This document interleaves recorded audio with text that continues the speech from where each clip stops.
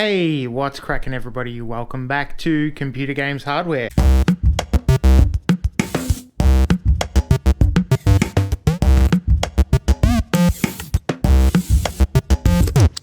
Welcome back to the channel and welcome to the video. How you guys doing? Hope you're doing really well. Today I wanted to talk about AMD and Nvidia introducing the generation of frame generation. So with DLSS 3.5 soon to be on the horizon and FSR 3 coming in very close succession over the coming weeks in games like Cyberpunk 2077, Phantom Liberty, in Immortals of Avium and some other select titles.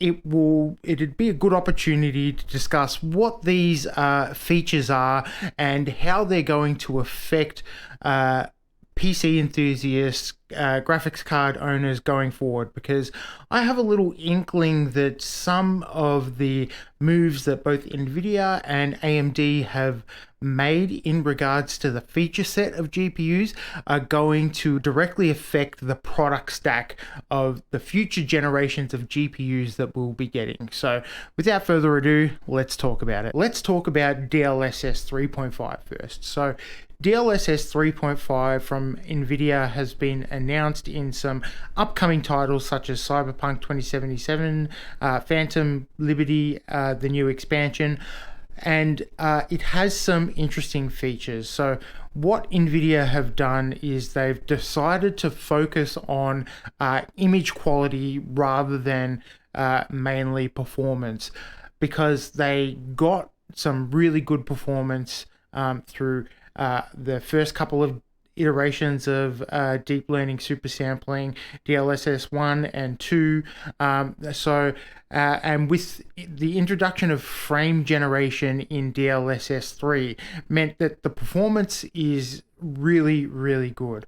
However, all the super sampling technologies have a bit of a Achilles heel, and that is that they can introduce artifacts and ghosting and shimmering and things like that.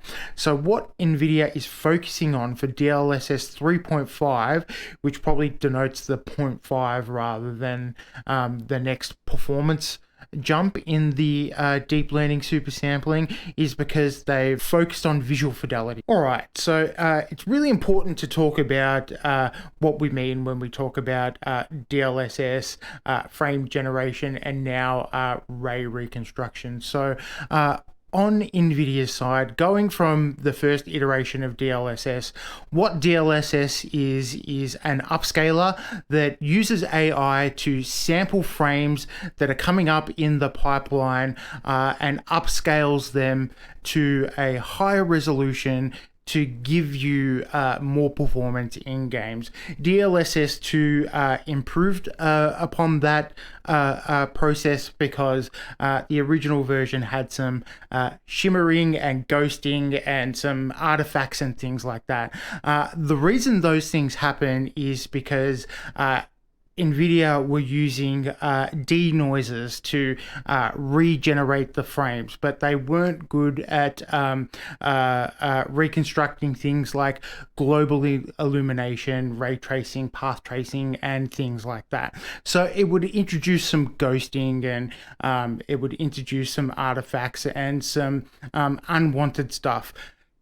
The performance, though, could not be denied. So most people agree that it was a really positive feature to have in DLSS, and that was just improved with DLSS 2. With DLSS 3, they introduced frame generation, which would insert extra frames into that process. The super sampling technology, which uses AI, has been learning and getting better along the way. The problem with frame generation was it exacerbated the problems of DLSS 1 and 2, where you were getting a little bit more ghosting, because it was pulling up on and analyzing previous frames where the current frame may have moved too further, so you're getting more and more ghosting. DLSS 3.5 is taking the performance that they've gotten out of FSR, FSR2, and FSR2 with frame generation, which is FSR3, is maximize the performance. So keep the performance from all those technologies, and then introduce ray reconstruction to sort of support the visual fidelity while keeping all of the performance. And the way they've done that is they've taken out all those denoisers that were trying to reconstruct all the pixels and the lighting and the global illumination and all those things, and they've replaced it with another AI ray reconstruction technology. So it does a similar things. It learns where the rays would be shot, and it reconstructs the lighting effects essentially to minimize the ghosting, the shimmering, and things like that, to give a better visual fidelity with the performance of frame generation. Nvidia explained it as replacing a whole bunch of different denoisers with one AI model that does the whole thing. So I think by making the process simpler, they've been able to improve visual fidelity and get a little extra FPS. So if you're using ray reconstruction in your games with nothing else, the performance is going to be relatively the same. So I just want to temper your expectations there.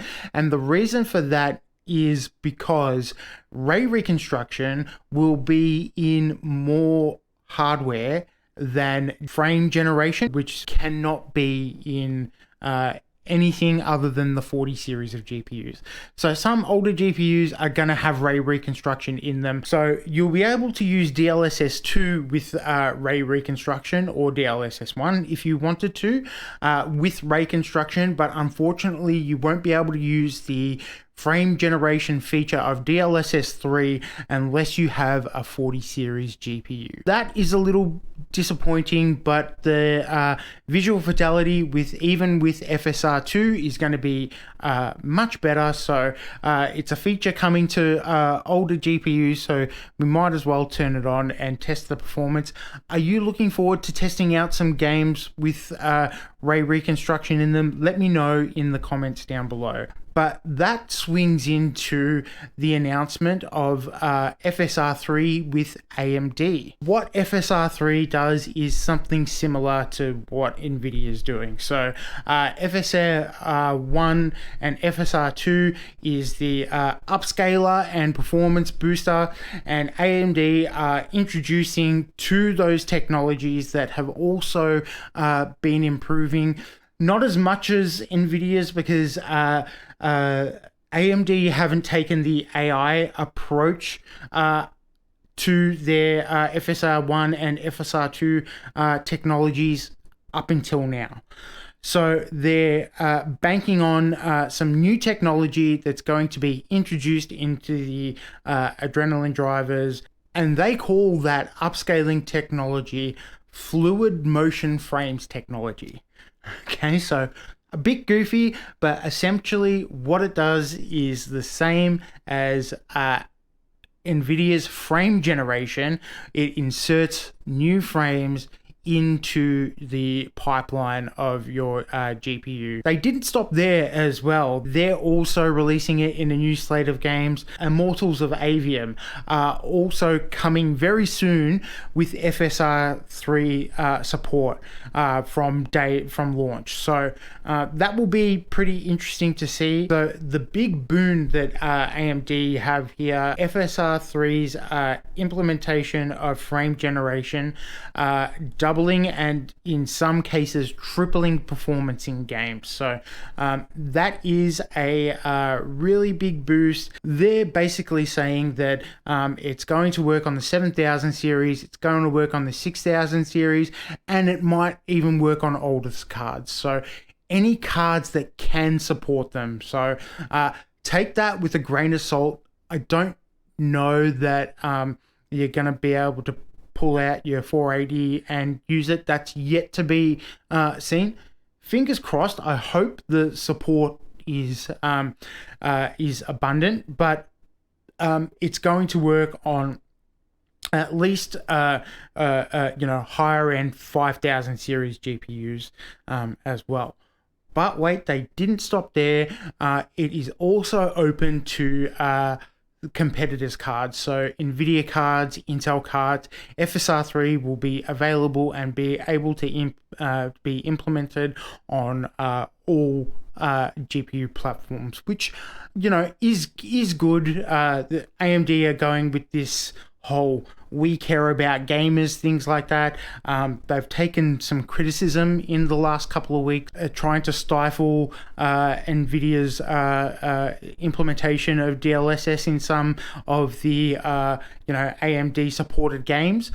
So it's a bit rich that they come out and say we care about gamers more than our competitors when they're trying to restrict their technologies in their cards as well. So they've probably learnt a little bit over the last little while. They copped some criticism for not letting DLSS be in Starfield on launch, and they fired back that Microsoft can choose to implement DLSS whenever they like. But I think that there was maybe a verbal agreement on letting FSR 2 have its time in the sun with Starfield before they implemented DLSS 3. Who knows? In going with this we care about gamers sort of shtick that AMD have going on with FSR3, they also announced that this is going to work on consoles like the Xbox. So they mentioned Xbox specifically, but keep in mind PlayStation have AMD chips in them as well. That might mean frame gen double and triple the performance in your console titles. So that's pretty impressive. I wonder what that means for APUs and things like that as well. They've also got a bunch of developers that have committed to putting FSR in their engines, including an Unreal Engine 5 plugin for FSR. So that's pretty exciting. So expect it to be in plenty of games. Expect the gap between support for games from Nvidia and AMD to get smaller and smaller as they push the frame generation. Finally, FSR 3 can be implemented on any DirectX 11 and DirectX 12 game that's currently being released. I got one surprise for everybody, yeah. So FSR 3 is pretty cool, obviously, right? So we're going to put it in 10, 15, 20, 50 games. Our competitor has their frame generation in like 50 games or so. Wouldn't you like fluid motion frames in thousands of games? How about every DirectX 11 and DirectX 12 game you play, we can double and triple your frame rate. Wouldn't you like that? So that means that there will be thousands of games that you'll be able to boost your performance in.